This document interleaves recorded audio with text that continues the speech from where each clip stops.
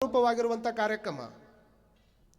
ಅಜ್ಜಾರ ಅವರು ಪಟ್ಟಾಧಿಕಾರದ ನಿಮಿತ್ತವಾಗಿ ಬಸವ ಪುರಾಣ ಹಚ್ಚುವಂಥ ಉದ್ದೇಶ ಏನು ಅಂತ ನೀವು ಕೇಳಿದ್ರೆ ಇಷ್ಟ ತಲೆಯಾಗಿಟ್ಕೊಳ್ರಿ. ಪೂಜ್ಯರಾಗಿರ್ತಕ್ಕಂಥ ಮಹೇಶ್ವರ ದೇವರಿಗೆ ಅನುಗ್ರಹ ದೀಕ್ಷೆ ನಡೀತದೆ. ಅನುಗ್ರಹ ಆದ ನಂತರದಲ್ಲಿ ಅವರಿಗೆ ಅಧಿಕಾರ ದೀಕ್ಷೆ ನಡೀತದೆ. ಅವರಿಗೆ ಹಲವಾರು ಸಂಸ್ಕಾರಗಳನ್ನು ಕೊಡುವುದರ ಮುಖಾಂತರವಾಗಿ ದೇವರಿರತಕ್ಕಂತಹ ಪೂಜ್ಯರನ್ನು ಸ್ವಾಮಿಯನ್ನಾಗಿ ಮಾಡುವಂಥ ಅಪರೂಪದ ಕಾರ್ಯಕ್ರಮ ಇದು ಪಟ್ಟಾಧಿಕಾರದ ಕಾರ್ಯಕ್ರಮ. ದೇವರಿದ್ದವರು ಸ್ವಾಮೀಜಿ ಆಗಬೇಕು ಅಂತಂದರೆ ಅದಕ್ಕೆ ಹಲವಾರು ರೀತಿಯ ಸಂಸ್ಕಾರಗಳು ನಮ್ಮ ನಾಡಿನೊಳಗೆ ಅಜ್ಜವರಿಂದ ನಡೀತಾವೆ. ಹಾಗಾದರೆ ಅವ್ರಿಗಷ್ಟ ಸಂಸ್ಕಾರ ಆದರೆ ನಡೆಯಂಗಿಲ್ಲ. ಅದಕ್ಕಿಂತ ಪೂರ್ವದೊಳಗೆ 21 ದಿವಸ ಭಕ್ತರಿಗೆ ಸಂಸ್ಕಾರ ಆಗಬೇಕನ್ನುವಂಥ ಕಾರಣಕ್ಕೆ ಬಸವ ಪುರಾಣ ಹಚ್ಚಾರೆ ಹೊರತಾಗಿ ಮತ್ತೊಂದು ಕಾರಣಕ್ಕಲ್ಲ. ನಾವು ಸಂಸ್ಕಾರವಾಗಬೇಕಲ್ಲ. ಒಂದು ಗುಡಿ ಒಳಗೆ ಹೋಗಿರ್ತಕ್ಕಂಥ ಕಲ್ಲು ಒಂದೇ ಸಲ ಗುಡಿ ಒಳಗೆ ಹೋಗ್ತದೆ, ಅದು ದೇವರಾಗಿ ಶಾಶ್ವತವಾಗಿ ನಮಗೆ ಆಶೀರ್ವಾದ ಮಾಡುತ್ತದೆ. ಹೊರಗೆ ಬಿದ್ದಾಗ ಕಲ್ಲಿತ್ತು, ಕಲ್ಲನ್ನು ತೆಗೆದುಕೊಂಡು ಶಿಲ್ಪಿ ತೊಗೊಂಡು ಉಳಿ ತೊಗೊಂಡು ಹೊಡೆದು ಮೂರ್ತಿಯನ್ನಾಗಿ ಮಾಡಿ ಒಮ್ಮೆ ಗರ್ಭಗುಡಿ ಒಳಗೆ ಕುಂದರಿಸಿ ಅದಕ್ಕೆ ಸಂಸ್ಕಾರ ಕೊಟ್ಟ ಅಂದರೆ ಅದು ಶಾಶ್ವತ ದೇವರಾಗಿ ತಲಾಂತರದಿಂದ ನಮಗೆ ಆಶೀರ್ವಾದ ಮಾಡ್ಕೊತ ಬರ್ತದೆ. ಆದರೆ ಕುಂತವರೆಲ್ಲ ತಲೆಯಾಗಿಟ್ಕೊಳ್ಬೇಕು, ಒಂದು ದಿವಸ ಒಳಗೆ ಹೋಗಿರ್ತಕ್ಕಂಥ ಕಲ್ಲು ದೇವರಾಗಿ ನಮಗೆ ಆಶೀರ್ವಾದ ಮಾಡ್ತದ ಅಂತಂದರೆ ದಿವಸಾನು ಊದಿನ ಕಡ್ಡಿ ಹಿಡ್ಕೊಂಡು ಹೂ ಹಿಡ್ಕೊಂಡು ದಿವಸಾನು ದೇವ್ರ ಗುಡಿಗೆ ಹೋಗಿ ಬರ್ತೀವಿ. ಆದರೂ ಸಹಿತ ಮನುಷ್ಯನಾಗಿನೇ ಬದುಕೋದು ಕಲಿವಲ್ಲ ಅಂತಂದರೆ ಎಷ್ಟು ವಿಚಾರ ಮಾಡ್ಕೋಬೇಕು ನಾವೆಲ್ಲ. ಅಟ್ಲೀಸ್ಟ್ ನಾವು ದೇವರಾಗೋದು ಬೇಕಾಗಿಲ್ಲ, ಮನುಷ್ಯರಾದರೂ ಆಗಬೇಕಲ್ಲ. ಅದನ್ನೇ ಬಹಿನಿಬಾಯಿ ಚೌಧರಿ ಅವರು ಒಂದು ಮಾತನ್ನು ಕೇಳ್ತಾರೆ. ಅರೆ ಮಾನಸ ಕದಿ ಹೊಶಿಲ್ಲ ತು ಮಾನಸ ತುಜಾಪೇಕ್ಷ ಬರ ಗೋಟಾತಲ ಜನಾವರ. ಎಷ್ಟು ಚಂದ ಹೇಳ್ಯಾರ. ಹೇ ಮನುಷ್ಯ, ನೀ ಮನುಷ್ಯ ಆಗವ ಯಾವಾಗಪ್ಪ? ಯಾವಾಗ ಮನುಷ್ಯ ಆಗ್ತೀನಿ ನೀನು? ಜಗತ್ತಿನೊಳಗೆ ಎಂತೆಂಥ ವ್ಯವಸ್ಥೆಗಳು ನಡೆದವಂತ ಮಾಡ್ರಿ ನೀವು. ಎಂದು ಜಗತ್ತು ಹುಟ್ಟೈತಿ ಅಂದಲಿಂದ ಬರೀ ಮನುಷ್ಯರಿಗೇ ಮಾತುಗಳನ್ನು ಹೇಳ್ಕೊತ ಬಂದಾರ. ಎಂದು ಜಗತ್ತು ಹುಟ್ಟೈತಿ ಅಂದಲಿಂದ ಮನುಷ್ಯರಿಗೇ ಪ್ರವಚನವನ್ನು ಹೇಳ್ಕೊತ ಬಂದಾರ, ಒಳ್ಳೆ ಮಾತುಗಳನ್ನು ಹೇಳ್ಕೊತ ಬಂದಾರ. ಸಣ್ಣ ಕಾನ್ವೆಂಟ್ನಿಂದ ಹಿಡ್ಕೊಂಡು ಶಿಶು ವಿಹಾರ ಅಂತ ಕರೀತಾರೆ ಅವಕ್ಕೆ. ಸಣ್ಣ ಕಾನ್ವೆಂಟ್ನಿಂದ ಹಿಡ್ಕೊಂಡು ದೊಡ್ಡ ಡಿಗ್ರಿ ಕಾಲೇಜ್ ಮಟ್ಟ ಒಳ್ಳೆಯದನ್ನು ಕಲಿಸ್ಕೊತ ಬಂದಾರ, ಒಳ್ಳೆಯದನ್ನು ಹೇಳ್ತಾರೆ. ಸಾಕಷ್ಟು ಪ್ರವಚನಗಳು ನಡೀತಾವೆ. ಇಷ್ಟೆಲ್ಲ ಒಳ್ಳೆಯದು ಹೇಳಿದ್ರೂ ಸಹಿತ ಇವತ್ತು ಎಷ್ಟೋ ಮಂದಿ ಅತ್ಯಾಚಾರ ಮಾಡೋದನ್ನು ಬಿಟ್ಟಿಲ್ಲ, ಎಷ್ಟೋ ಮಂದಿ ಕೊಲೆ ಮಾಡೋದನ್ನು ಬಿಟ್ಟಿಲ್ಲ, ಎಷ್ಟೋ ಮಂದಿ ಕಳು ಮಾಡೋದನ್ನು ಬಿಟ್ಟಿಲ್ಲ. ಅಷ್ಟೇ ಅಲ್ಲ, ಅನೇಕ ರೀತಿಯಾಗಿರ್ತಕ್ಕಂಥ ವ್ಯತಿರಿಕ್ತ ದಿನಮಾನಗಳನ್ನು ನಾವು ಕಣ್ಣು ಮುಂದೆ ಕಾಣಕತ್ತೀವಿ ಅಂತಂದ್ರೆ ವಿಚಾರ ಮಾಡ್ಕೊಳ್ಬೇಕು. ಮನುಷ್ಯನಾಗಿ ಆದರೂ ಬದುಕಬೇಕು ಅಂತಂದರೆ ಯಾರು ಮನುಷ್ಯರಾಗಿದ್ದುಕೊಂಡು ಮಹಾತ್ಮರ ಪದವಿಯನ್ನು ಪಡ್ಕೊಂಡು ಹೋಗ್ಯಾರಲ್ಲ ಅಂಥವ್ರ ವಿಚಾರವನ್ನು ಕೇಳಬೇಕನ್ನುವಂಥ ಕಾರಣಕ್ಕೆ ಈ ಬಸವ ಪುರಾಣವನ್ನು ಇವತ್ತಿನ ದಿವಸ ನಿಮ್ಮ ಮುಂದೆ ಹೇಳೋದಕ್ಕೆ. ಬಸವ ಪುರಾಣಕ್ಕೆ ಭಾಳ ದೊಡ್ಡ ಇತಿಹಾಸ ಅದ. ನಿಮಗೆಲ್ಲ ಗೊತ್ತಿರಲಿ, ಬಸವ ಪುರಾಣ ಅಂದರೆ ಕೇವಲ ಪವಾಡಗಳ ಪುರಾಣ ಅಲ್ಲ. ಭೀಮ ಕವಿಗಳು ಬರೆದಿರ್ತಕ್ಕಂಥ ಬಸವ ಪುರಾಣ 61 ಸಂಧಿ ಅದ. 2555 ಪದ್ಯ ಅದಾವ. ಅದ್ರಾಗ 2555 ಪದ್ಯ, 8 ಕಾಂಡಗಳು, 61 ಸಂಧಿಯ ಒಂದು ದೊಡ್ಡ ಪುರಾಣ ಅಂದರೆ ಅದು ಭೀಮ ಕವಿಗಳು ಬರೆದಿರ್ತಕ್ಕಂಥ ಬಸವ ಪುರಾಣ. ಬಸವಣ್ಣನವರ ಕುರಿತು ಈ ಜಗತ್ತಿನಲ್ಲಿ ಭಾಳಷ್ಟು ಸಾಹಿತ್ಯಗಳು ಹೊರಗೆ ಬಂದಾವ. ಕಾರಣ ಏನು ಅಂತಂದರೆ ನಿಮಗೆ ಗೊತ್ತಿರಲಿ, ಕೇವಲ ನಮ್ಮ ದೇಶದವರು ಅಷ್ಟೇ ಅಲ್ಲ, ಹೊರದೇಶದವ್ರನ್ನೂ ಸಹಿತ ಹಾಡಿ ಹೊಗಳುವಂತಹ ಒಂದು ದೊಡ್ಡ ವ್ಯಕ್ತಿತ್ವ ಅದು ಅಪ್ಪ ಬಸವಣ್ಣನವ್ರದ್ದು ಅನ್ನುವಂಥದ್ದು ನಮಗೆಲ್ಲರಿಗೂ ಗೊತ್ತಿರಬೇಕಾಗ್ತದೆ. ಇಲ್ಲಿ ಕೂತಿರ್ತಕ್ಕಂಥವ್ರು ಇವತ್ತು ಒಂದೇ ದಿವಸ ಭಾಳಷ್ಟು ಮಧ್ಯದೊಳಗೆ ಕಾರ್ಯಕ್ರಮ ಪ್ರಾರಂಭ ಆಗ್ಯದ. ಪೂಜ್ಯರಾಗಿರ್ತಕ್ಕಂಥ ಮಹೇಶ್ವರ ದೇವರ ಪ್ರವಚನ, ಅವ್ರ ಪಟ್ಟಾಧಿಕಾರ ಪ್ರವಚನಕ್ಕೆ ತಾವೆಲ್ಲ ಭಾಳ ಉತ್ಸುಕರಾಗಿ ಇಷ್ಟಕೊಂಡು ಅದ್ಭುತವಾದಂಥ ವೈಭವದ. ನಾನು ಬಹುತೇಕ ಭಾಳಷ್ಟು ಪಟ್ಟಾಧಿಕಾರ ಕಾರ್ಯಕ್ರಮಕ್ಕೆ ಹೋಗಿವಿ. ಒಂದೇ ದಿವಸನ ಪೆಂಡಲ್ನೊಳಗೆ ಪ್ರವಚನ ಪ್ರಾರಂಭ ಮಾಡಿದ ವೇದಿಕೆ ಅದು ಸಂಕನ ಅನ್ನುವಂಥದ್ದನ್ನು ನಾವು ಭಾಳ ಅಭಿಮಾನದಿಂದ ಹೇಳ್ಕೋಬೇಕಾಗ್ತದೆ.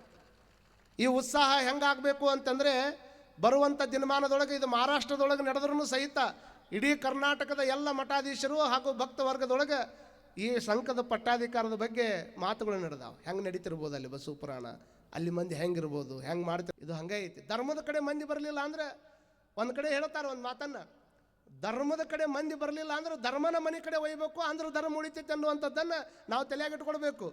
ಧರ್ಮನ ಯಾವ ಲೆಕ್ಕಕ್ಕೆ ಇಟ್ಟಿವಿ ನಾವು ಅಂತಂದ್ರೆ ಅದಕ್ಕೆ ಈ ಸದ್ದ ಒಂಥರ ಈ ಹಾಸ್ಪಿಟಲ್ನಾಗ ಮಲ್ಕೊಂಡಾಗ ಕೋಮಾ ಸ್ಟೇಜ್ನಾಗ ಇರ್ತೈತೆ ನೋಡ್ರಿ. ನೀವು ಮಂದಿ ಎಲ್ಲಿ ಅದಾರ ರೀ? ಕೋಮಾದಾಗ ಅದಾರ ಅಂದ್ರೆ ಏನು ನಿಮ್ಮ ಅರ್ಥ? ಅಂದ್ರೆ ಅರ್ಧ 50-50, ಆ ಕಡೆ ಏನಾರು ಹೋಗ್ಬೋದು, ಈ ಕಡೆ ಏನಾರು ಬರ್ಬೋದು ಅಂತ. ಕೋಮಾದಾಗ ಹೆಂಗೆ ಇರ್ತಾರೆ ಮನುಷ್ಯರು, ಹಂಗೆ ಧರ್ಮನೂ ಸಹಿತ ಕೋಮಾದಾಗ ಇದ್ದಂಗೆ ಐತಿ. ಕೋಮಾದಾಗಿರ್ತಕ್ಕಂತಹ ಧರ್ಮಕ್ಕೆ ನಾವೊಂದಿಷ್ಟು ಚಲೋ ಸಲಹೆನ ಹಚ್ಚಿ ಅದನ್ನು ಎದ್ದು ಓಡಾಡುವಂಗೆ ಮಾಡ್ಬೇಕಾತಂದ್ರೆ ಇಂಥ ಬಸವ ಪುರಾಣವನ್ನು ಕೇಳಬೇಕು, ಅದರಂಗೆ ನಡ್ಕೋಬೇಕು, ಅಂದ್ರೆ ಎದ್ದು ಓಡಾಡುವಂಗೆ ಆಕೈತೆ ಅದು. ಹಾಗಾಗಿ ಬಸವ ಪುರಾಣ ಒಂದು ಕಡೆ ಕುವೆಂಪು ಅವರು ಒಂದು ಚಲೋ ಮಾತನ್ನು ಹೇಳ್ತಾರೆ. ಬಸವಣ್ಣನನ್ನು ನಾನು ಹೇಗೆ ನೋಡ್ತೀನಿ ಅಂತಂದರೆ, ಕೇವಲ ಪವಾಡ ಪುರುಷನನ್ನಾಗಿ ನಾನು ನೋಡೋದಿಲ್ಲ. ಅನೇಕ ವಿಷಮ ಮುಕ್ತವಾಗಿರುವಂಥ ಸಮಾಜದಲ್ಲಿ ತಾರತಮ್ಯಗಳ ಸರಮಾಲೆಯನ್ನು ಹೊಂದಿರತಕ್ಕಂಥ ಈ ನಾಡಿನೊಳಗೆ ಇದನ್ನು ಆಡಾಕತ್ತಿಲ್ಲ. ಕುವೆಂಪು ಅವರು ಅಂತ ತಿಳ್ಕೊಂಡು ಒಬ್ಬ ದೊಡ್ಡ ಕರ್ನಾಟಕದೊಳಗೆ ಜ್ಞಾನಪೀಠ ಪ್ರಶಸ್ತಿಯನ್ನು ಪಡೆದವರು, ಭಾಳ ದೊಡ್ಡ ವ್ಯಕ್ತಿಗಳು. ಅವ್ರು ಹೇಳ್ತಾರೆ, ಬಸವಣ್ಣನವರನ್ನು ನಾನು ಕೇವಲ ಪವಾಡ ಪುರುಷನನ್ನಾಗಿ ನಾವು ನೋಡೋದಿಲ್ಲ. ನಿಜವಾದ ನನ್ನ ಕಣ್ಣಿಗೆ ಕಾಣುವಂಥ ಪವಾಡ ಯಾವುದು ಅಂತಂದರೆ, ಸತ್ತವರನ್ನು ಬದುಕಿಸುವಂಥದ್ದು ಪವಾಡ ಅಲ್ಲ. ಯಾವುದಾದ್ರೂ ವ್ಯಕ್ತಿಗೆ ರೊಕ್ಕ ಕೊಟ್ಟಿದ್ದು ಪವಾಡ ಆಗೋದಿಲ್ಲ. ಪವಾಡ ಅಂದರೆ ಯಾವುದು? ಯಾವ ವ್ಯಕ್ತಿಗಳನ್ನು ಜನ ತಮ್ಮ ಹತ್ರ ಬಿಟ್ಕೊತಿರಲಿಲ್ಲ ಅಂಥ ಕೆಳಸ್ತರದೊಳಗಿರತಕ್ಕಂಥ ಎಲ್ಲ ವ್ಯಕ್ತಿಗಳನ್ನು ಮೇಲೆ ದರ್ಜೆಗೆ ಏರಿಸಿ ಅವರನ್ನು ಈ ನಾಡಿನ ಮುಖ್ಯ ವಾಹಿನಿಗೆ ತಂದಿರತಕ್ಕಂಥ ದೊಡ್ಡ ಕೆಲಸವನ್ನೇ ನನ್ನ ಪವಾಡ ಅಂತ ತಿಳ್ಕೊತೀನಿ ಅಂತ ತಿಳ್ಕೊಂಡು ಕುವೆಂಪು ಅವ್ರು ಹೇಳ್ತಾರೆ. ತೆಳಗಿದ್ದವರನ್ನು ಮ್ಯಾಗ ಕರ್ಕೊಂಡು ಬರೋದು, ಮ್ಯಾಗಿದ್ದವ್ರನ್ನ ತೆಳಗಿಡಿಸೋರು ರಗಡು ಮಂದಿ ಅದಾರ ರೀ. ಮ್ಯಾಗ ಕುಂತಾರಂದ್ರೆ ನೋಡ್ರಿ, ನೀವು ತೆಳಗೆ ಕುಂತಿರಟ್ಟ ಎಷ್ಟು ಮಂದಿ ಕುರ್ಚಿ ಮೇಲೆ ನೋಡಕತ್ತೀರಿ ಯಾರಿಗೆ ಗೊತ್ತು? ಕೆಲವು ಮಂದಿ ನೋಡ್ರಿ, ನೀವು ಮ್ಯಾಗ ತೆಳಗ ಕುಂತಿರ್ತಾರೆ, ತೆಳಗೆ ಕುಂತ ಮೇಲೆ ಮ್ಯಾಗ ಕುಂತವ್ರು ಕುರ್ಚಿ ಮೇಲೆ ನೋಡ್ತಿರ್ತಾರೆ. ಅವ್ರಿಗೆ ಯಾಕಂತ ಕುರ್ಚಿ, ಇವ್ರಿಗೆ ಯಾಕಿಂತ ಕುರ್ಚಿ, ಅವ್ರಿಗೆ ಯಾಕೆ ದೊಡ್ಡದು, ಇವ್ರಿಗೆ ಯಾಕೆ ಸಣ್ಣದು, ಅವ್ರ ಚಿಂತನೆ ಅವ್ರು ಚಲೋಕು. ತೆಳಗಿದ್ದ ಮ್ಯಾಗ ಕುಂತವ್ರನ್ನು ತೆಳಗೆ ಕಳೆದವ್ರು ಭಾಳ ಮಂದಿ ಅದಾರ.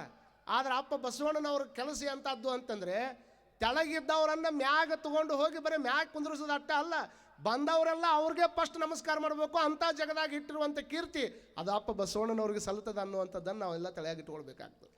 ಈ ನಾಡಿನೊಳಗೆ ಒಬ್ಬರು 1910ರಲ್ಲಿ ಒಂದು ದೊಡ್ಡ ಐತಿಹಾಸಿಕ ಘಟನೆ ನಡೀತು. ಈಗೆಲ್ಲ ಮಹಿಳೆ ತಾಯಂದ್ರೆ ಇಲ್ಲಿ ಕುಂತೀರಿ ನೀವು. ಮಾರ್ಚ್ 8 ಏನು ಆಚರಣೆ ಮಾಡ್ತಾರಮ್ಮ? ಏನು ಮಾಡ್ತಾರ ನೋಡ್ರಿ, ಸಣ್ಣ ಹುಡುಗರು ಭಾಳ ಶಾಣೆ ಅದಾವ, ಒಂದು ಚಪ್ಪಾಳಿ ಹೊಡ್ರಿ, ಅವ್ರಿಗೆ ಏನಾಗೋದಿಲ್ಲ. ಮಾರ್ಚ್ 8 ಮಹಿಳಾ ದಿನಾಚರಣೆಯನ್ನು ಆಚರಣೆ ಮಾಡ್ತಾರೆ. ಪ್ರತ್ಯೇಕವಾಗಿ ಮಹಿಳೆಯರಿಗೆ ಗೌರವವನ್ನು ಕೊಡುವಂಥ ಒಂದು ಅಪರೂಪದ ಕಾರ್ಯಕ್ರಮ ಅದು. ಇದನ್ನು ಜಾರಿಗೆ ತಂದವ್ರು ಯಾರು? ಇದನ್ನು ಹೋರಾಟ ಮಾಡಿದವ್ರು ಯಾರದು ಗೊತ್ತಮ್ಮ? ಯಾರು? ನೋಡ್ರಿ, ಸಾವಿತ್ರಿಬಾಯಿ ಫುಲೆ ಅಂತ ತಿಳ್ಕೊಂಡು ಆ ಹುಡುಗಿ ಹೇಳಕತ್ತಾಳ, ಅದಕ್ಕೊಂದು ಚಪ್ಪಾಳಿ ತಟ್ರಿ. ನಿಮಗೆ ಗೊತ್ತಿರಲಿ, ಕ್ಲಾರಾ ಚಟ್ಕಿನ್ ಅನ್ನುವಂಥ ಒಬ್ಬ ಜರ್ಮನ್ ಹೆಣ್ಮಗಳು ಮೊಟ್ಟ ಮೊದಲು ಮಹಿಳೆಯರಿಗೆ, ಅವರು ಗಣಮಕ್ಕಳು ಸರಿಸಮಾನವಾಗಿ ದುಡಿತಿದ್ರು. ನಾಡಿನೊಳಗೆ ಗಣಮಕ್ಕಳು ಸರಿಸಮಾನವಾಗಿ ದುಡಿತಿದ್ರು, ಆದರೆ ಗಣಮಕ್ಕಳಷ್ಟು ಪಗಾರ ಬರ್ತಿದ್ದಿಲ್ಲ ಅವರಿಗೆ. ಅವರು ಗಣಮಕ್ಕಳಷ್ಟು ಸರಿಸಮಾನ ದುಡಿದ್ರೆ ಅವ್ರಿಗೆ ಗಣಮಕ್ಕಳಷ್ಟು ಪಗಾರ ಕೊಡ್ತಿದ್ದಿಲ್ಲ. ಅವ್ರಿಗೆ ಹೋಟ್ ಹಾಕುವಂಥ ಅಧಿಕಾರ ಇರಲಿಲ್ಲ. ಒಂದು ಕಾಟನ್ ಸೊಸೈಟಿ ಒಳಗೆ, ಕಾಟನ್ ದೊಡ್ಡ ಮಾರ್ಕೆಟ್ನೊಳಗೆ ಕೆಲಸ ಮಾಡುವಂಥ ಟೈಮ್ದೊಳಗೆ ನಾವು ಸಹಿತ ಹೆಣ್ಮಕ್ಳು ಗಣಮಕ್ಕಳು ದುಡಿದಷ್ಟ ದುಡಿತೀವಿ, ನಮಗೆ ಯಾಕೆ ಸರಿಯಾದ ವೇತನ ಕೊಡೋದಿಲ್ಲ, ಅವ್ರಿಗೆ ಜಾಸ್ತಿ ನಮಗೆ ಯಾಕೆ ಕಡಿಮೆ? ಮೊಟ್ಟ ಮೊದಲು ಅದರ ಬಗ್ಗೆ ಅಭಿಪ್ರಾಯವನ್ನು ವ್ಯಕ್ತ ಮಾಡಿ ಎಷ್ಟರ ಮಟ್ಟಿಗೆ ಹೋರಾಟ ಅಂದರೆ, ಗಂಡ್ಮಕ್ಳಿಗೆ ಯಾವ ರೀತಿ ಮರ್ಯಾದೆ ಕೊಡ್ತೀರಿ ಅದೇ ರೀತಿ ಮರ್ಯಾದೆ ಕೊಡಬೇಕು, ಅವ್ರಿಗೆ ಯಾವ ರೀತಿ ಸಂಬಳ ಕೊಡ್ತೀರಿ ಅದೇ ಅಷ್ಟೇ ಸಂಬಳ ನಮಗೂ ಕೊಡಬೇಕು. ಅಷ್ಟೇ ಅಲ್ಲ, ಹೋಟ್ ಹಾಕುವಂಥ ಅಧಿಕಾರನೂ ಸಹಿತ ನಮಗೆ ಬೇಕಂತ ತಿಳ್ಕೊಂಡು ಮೊಟ್ಟ ಮೊದಲು ವಿಶ್ವಸಂಸ್ಥೆಯೊಳಗೆ ಅನೇಕ ರೀತಿಯ ಭಾಷಣಗಳನ್ನು ಮಾಡೋದ್ರ ಮುಖಾಂತರವಾಗಿ ಮಹಿಳೆಯರಿಗೂ ಒಂದು ಪ್ರತ್ಯೇಕವಾಗಿರುವಂಥ ದಿವಸ ಇರಬೇಕಂತ ತಿಳ್ಕೊಂಡು ಪ್ರತ್ಯೇಕವಾಗಿರ್ತಕ್ಕಂಥ ಮಹಿಳೆಯರ ದಿನಾಚರಣೆಯನ್ನು ಮಾಡೋದಕ್ಕೆ ಪ್ರಯತ್ನ ಪಟ್ಟಿರ್ತಕ್ಕಂಥ, ಮಹಿಳೆಯರ ಹಕ್ಕುಗಳ ಬಗ್ಗೆ ಹೋರಾಟ ಮಾಡಿರ್ತಕ್ಕಂಥ ಹೆಣ್ಮಗಳಂದರೆ ಅದು ಕ್ಲಾರಾ ಚಟ್ಕಿನ್ ಅನ್ನುವಂಥದ್ದು. ವಿದೇಶದ ಮಾತುಗಳನ್ನು ನಾವು ಮಾತಾಡ್ತೀವಿ, ಅದರ ನಂತರದಲ್ಲಿ ನಮಗೆ ಕರ್ನಾಟಕದೊಳಗೆಲ್ಲ ಇಡೀ ಭಾರತ ದೇಶದೊಳಗೆಲ್ಲ ಒಪ್ಕೋಬೇಕು ಸಾವಿತ್ರಿಬಾಯಿ ಫುಲೆ ಅವರನ್ನು. ಮೊಟ್ಟ ಮೊದಲ ಮಹಿಳಾ ಹೋರಾಟಗಾರ್ತಿ ಯಾರು ಅಂತ ಕೇಳಿದರೆ ನಾವು ಅಭಿಮಾನದಿಂದ ಹೇಳ್ಕೊಳ್ಬೇಕು, ಸಾವಿತ್ರಿಬಾಯಿ ಫುಲೆ ಅನ್ನುವಂಥದ್ದನ್ನೇ ನಾವು ಹೇಳ್ಕೋಬೇಕು ಅನ್ನುವಂಥದ್ದನ್ನು ನಾವು ತಿಳ್ಕೋಬೇಕು. ಇವನ್ನೆಲ್ಲ ಹೇಳುವಂಥ ಉದ್ದೇಶ ಏನು ಅಂತಂದರೆ, ಇಷ್ಟಾಕುಂಡ ತಾಯಂದಿರ ಬಗ್ಗೆ, ಹೆಣ್ಣು ಅಂತಂದರೆ ಕೇವಲ ಅಡಿಗೆ ಮನೆಗೆ ಸೀಮಿತವಾಗಿರುವಂಥ ವಸ್ತು, ಹೆಣ್ಣು ಅಂತಂದರೆ ಕೇವಲ ಮಕ್ಕಳನ್ನು ಹೆರುವ ಯಂತ್ರ, ಇಷ್ಟೇ ಇತ್ತು ನಮ್ಮ ಸಮಾಜದೊಳಗೆ.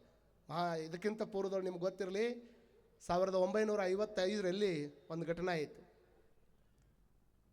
ಬಾಬಾ ಸಾಹೇಬ್ ಅಂಬೇಡ್ಕರ್ ಅವರು ನಮ್ಮ ರಾಷ್ಟ್ರದ ಒಂದೇ ಕಾನೂನು ಸಚಿವರಿದ್ದರು. ಅವರು ಕಾನೂನು ಸಚಿವರಿದ್ದಾಗ ಮಹಿಳೆಯರಿಗೆ ಒಂದು ಹಿಂದೂ ಕೋಡ್ ಬಿಲ್ ಅನ್ನುವಂಥದ್ದನ್ನು ಜಾರಿಗೆ ತಂದರು. ಅವರು ಹಿಂದೂ ಕೋಡ್ ಬಿಲ್ ಅಂದರೆ ಎಷ್ಟು ಮಹತ್ವ ಗೊತ್ತಮ್ಮ? ಇಲ್ಲಿ ಕುಂತವ್ರು ನೀವೆಲ್ಲರೂ ಅದನ್ನು ಜ್ಞಾಪಿಸ್ಕೋಬೇಕು, ಅದ್ರ ಬಗ್ಗೆ ಅರ್ಥ ಮಾಡ್ಕೊಳ್ಬೇಕು. ಯಾಕಂದರೆ ತಾಯಂದ್ರೆ ಯಾರು ಮನೆ ಬಿಟ್ಟು ಹೊರಗೆ ಬರುವಂಗಿರಲಿಲ್ಲ, ಯಾವುದೇ ಧಾರ್ಮಿಕ ಸ್ವಾತಂತ್ರ್ಯ ಅಂತರೂ ಮೊದಲೇ ಇರಲಿಲ್ಲ. ಹೆಣ್ಣು ಮಕ್ಕಳು ಯಾಕೆ ಶಿಕ್ಷಣ ಬೇಕನ್ನುವಂಥದ್ದನ್ನು ಪರಿಕಲ್ಪನೆ ಇತ್ತು. ಆದರೆ ಎಲ್ಲ ತಾಯಂದ್ರೆ ಇವತ್ತು ಪ್ರಜ್ಞಾವಂತರಾಗ್ಯಾರ. ಅಂದರೆ ಡಾಕ್ಟರ್ ಬಾಬಾ ಸಾಹೇಬ್ ಅಂಬೇಡ್ಕರ್ ಅವರನ್ನು ನಾವು ನೆನೆಸ್ಕೋಬೇಕಾಗ್ತದೆ.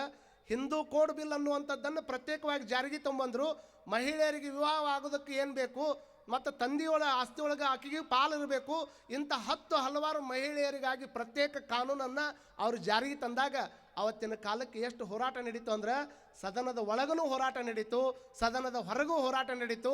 ಆ ಕೋಡ್ ಬಿಲ್ಲನ್ನು ಜಾರಿಗೆ ತಂದರೆ ನಾನು ಸುಮ್ಮನೆ ಇರೋದಿಲ್ಲ ಅಂತ ತಿಳ್ಕೊಂಡು ಹೋರಾಟ ನಡೆದಾಗ ಸ್ವತಃ ಅಂಬೇಡ್ಕರ್ ಅವರೇ ತಮ್ಮ ಮಂತ್ರಿ ಪದವಿಗೆ ರಾಜೀನಾಮೆ ಕೊಡುವಷ್ಟು ಮಟ್ಟಿಗೆ ಪರಿಣಾಮ ಉಂಟಾಯಿತು. ರಾಜೀನಾಮೆಯನ್ನು ಸಹಿತ ಕೊಟ್ಟು ಹೊರಗೆ ಬಂದರು.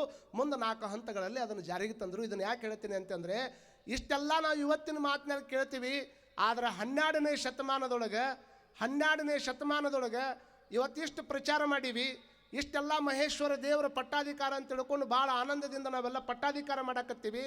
ಅಪ್ಪ ಬಸವಣ್ಣನವರ ಬಸವ ಪುರಾಣವನ್ನು ಕೇಳಾಕತ್ತೀವಿ ಅಂತಂದರೆ 12ನೇ ಶತಮಾನದೊಳಗೆ ಸುಮಾರು 700 ಶರಣರಿದ್ದಂತಹ ಟೈಮ್ದೊಳಗೆ ಸುಮಾರು 300 ಮಂದಿ ಹೆಣ್ಣುಮಕ್ಕಳು ಅಂದ್ರೆ ತಾಯಂದರು ಶರಣರು ವಿಶೇಷವಾಗಿ ನಮ್ಮ ಕೈಯಾಗಿ ಸಿಗ್ತಾರೆ.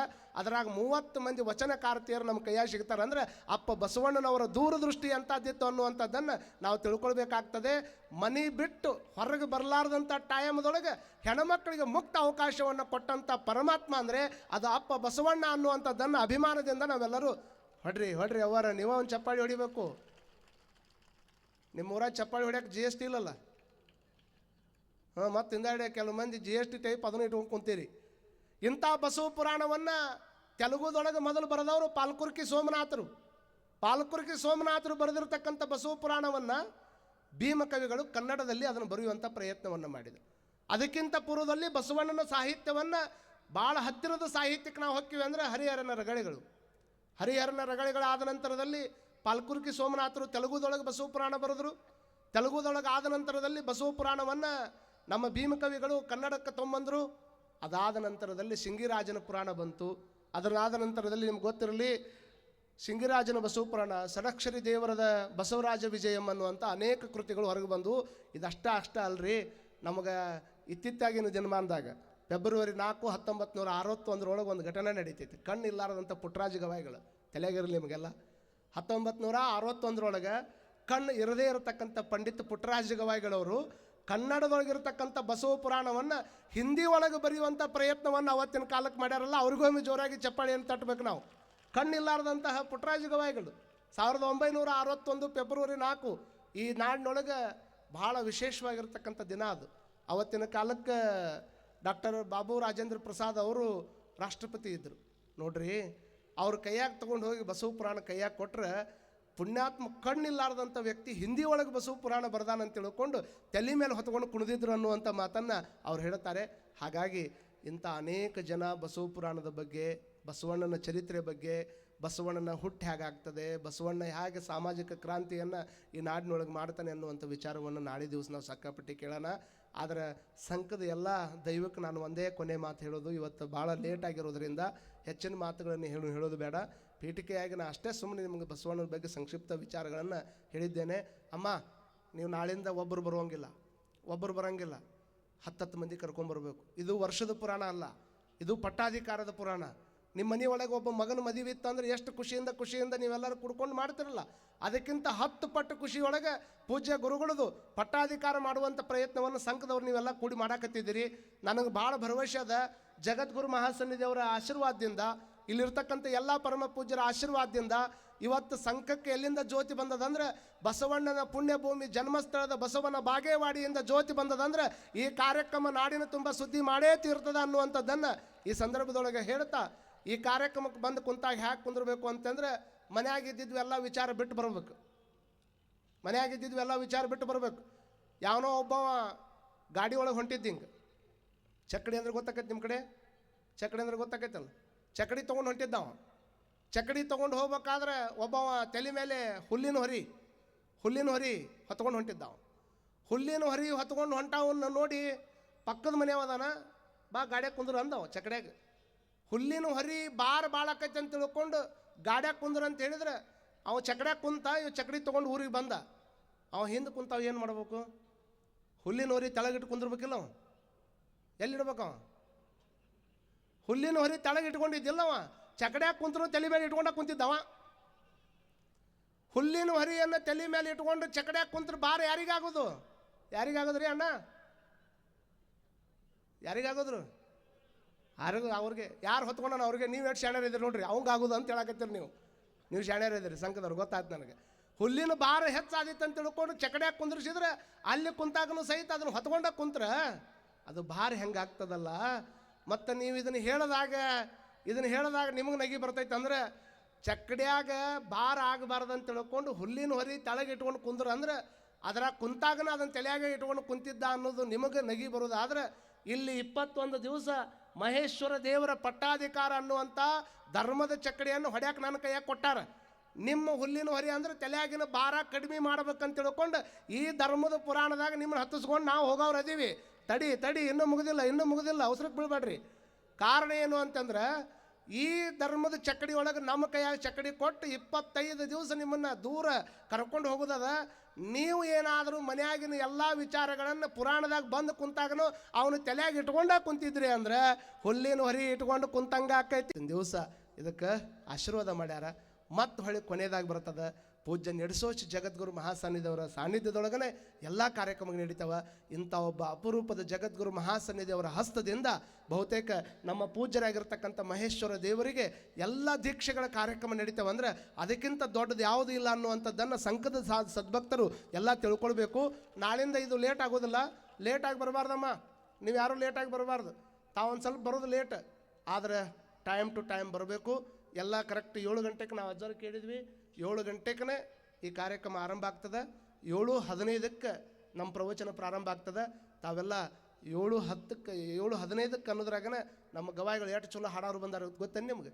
ಅವ್ರ ಸಂಗೀತ ಕೇಳೋದು. ಕೆಲವು ಮಂದಿ ಹಾಡಿದ್ರೆ ಮನಕಾಲ ಅಳಗಾಡ್ತಾವೆ, ಕೆಲವು ಮಂದಿ ಹಾಡಿದ್ರೆ ಮನಕಾಲ ಅಳಗಾಡ್ತಾವೆ. ಗೊತ್ತಾಕತ್ತೇನೆ ನಿಮ್ಗೆ? ಈಗ ಇತ್ತಿತ್ತಾಗ ಬಂದ ಡಿ ಜೆದ ಮುಂದೆ ನಾ ಕರೆ ಹೇಳ್ತೀನಿ ನಿಮ್ಗೆ. DJ ಸೌಂಡ್ ಮುಂದೆ ವಯಸ್ಸಾದವ್ರನ್ನ 15 ನಿಮಿಷ ಕುರ್ಚಿ ಹಾಕಿ ಕುಂದರ್ಸಿ 15 ನಿಮಿಷ DJ ಸೌಂಡ್ ಹಚ್ಚಿದ್ರೆ ಅಂದ್ರೆ ಹೊಳ್ಳಿ ಅವ್ರ ಮನೆ ತಮಟಿ ಸೌಂಡ್ ಬರತೈತೆ.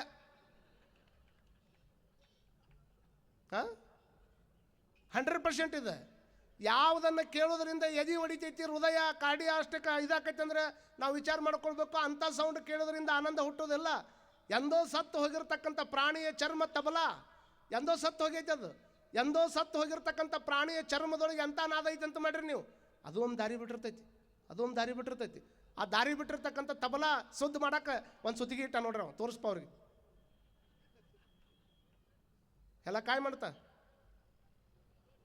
हथौड़ी. हाँ, एक शब्द आधी मध्ये मराठीमध्ये बोलतो मी पण. कारण ನಿಡಸೋಜಿ ಅಜ್ಜಾರ್ ನನಗೆ ಮರಾಠಿ ಕಲಿಯೋದಕ್ಕೆ ಗಡಿಂಗ್ ಕ್ಲಾಸ್ದಾಗ ಇಟ್ಟಿದ್ರು. ಅವ್ರ ಆಸೆ ಇತ್ತಿದ್ದು ಹೊರಗೆ ಕರ್ನಾಟಕದಾಗ ರಗಡು ಮಂದಿ ಅದಾರ ಮರಾಠಿ ಒಳಗೆ ಒಂದಿಷ್ಟು ಮಾತಾಡೋರು ಬೇಕಾಗೈತೆ ಅಪ್ಪಗಳ. ನೀವು ಒಂದಿಷ್ಟು ಕಲಿತೀನಿ ಅನ್ನೋದಾದ್ರೆ ನೀವು ಮರಾಠಿ ಕಲಿಸ್ತೀನಿ ಅಂತ ತಿಳ್ಕೊಂಡು ನಿಡಸೋಜಿ ಅಜ್ಜವ್ರು ನನಗೆ ಗಡಿಂಗ್ ಕ್ಲಾಸ್ದಾಗ ಇಟ್ಟಿದ್ರು ಅನ್ನೋ ಕಾರಣಕ್ಕೆ ಇವತ್ತು ಸಂಕದಾಗ 2 ಮಾತು ಮರಾಠಿ ಮಾತಾಡೋಕ್ಕೆ ಬರ್ತೈತೆ ಅನ್ನುವಂಥದ್ದನ್ನು ಈ ಅಭಿಮಾನದ ಮಾತುಗಳನ್ನು ಹೇಳ್ತೀನಿ ನಾನು. ಇಲ್ಲಿ ವಿಚಾರ ಮಾಡ್ಕೊಳ್ಬೇಕು. ಈ ಹತೋಡಿ ಎದಕ್ಕಿಟ್ಟಾರ? ಅದು ಎಂದೋ ಸತ್ತು ಹೋಗಿರುವಂಥ ಪ್ರಾಣಿಯ ಚರ್ಮ. ಅದು ಸತ್ತು ಹೋಗಿರುವಂಥ ಪ್ರಾಣಿಯ ಚರ್ಮ ಅದು ತನ್ನ ದಾರಿಯನ್ನು ಬಿಡ್ತದ. ಅದು ದಾರಿ ಬಿಟ್ಟಾಗೆಲ್ಲ ಅದನ್ನು ತೊಗೊಂಡು ಹೊಡಿತಾನೆ ನೋಡ್ರಿ ಅವ್ನು. ಟನ್ ಟನ್ ಟನ್ ಅಂತ ಹೊಡಿತಾನೆ. ಅದು ಹೊಡೆದಂಗೆಲ್ಲ ದಾರಿಗೆ ಬರ್ತೈತೆ. ಅದು ದಾರಿಗೆ ಬರುಮಟನೂ ಬಿಡೋದಲ್ಲ. ಅದು ನಾವು ದಿವಸನೂ ತಪ್ತೈತಿ, ದಿವಸನೂ ಹೊಡಿತಾನವ.